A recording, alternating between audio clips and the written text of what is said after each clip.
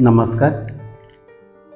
आज आपण मानक पई मोर गोटे क्षुद्र कवितार भेटी जार शीर्षक है परिचय।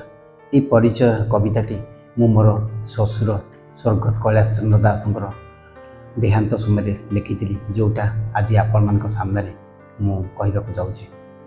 चलतु शुणा। परिचय। गोटे जुगर अवसान तुम अनंत शयन परे, गोटे जुगर अवसान तुम अनंत शयन परे, समस्ते चिंतित व्यस्त और विव्रत मुहरु वाक्य न सुरे।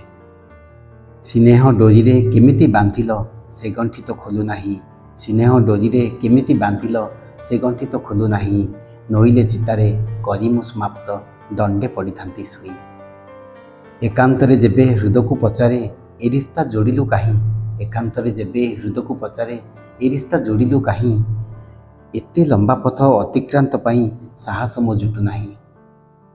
आखिर अव्यक्त भाषा पढ़ी जीए समाधान दियंती कही, आखिर अव्यक्त भाषा पढ़ी जीए समाधान दियंती कही, समस्या जालरे छंदी होई निजे केमंते पारिले सोई, केमंते पारिले सोई।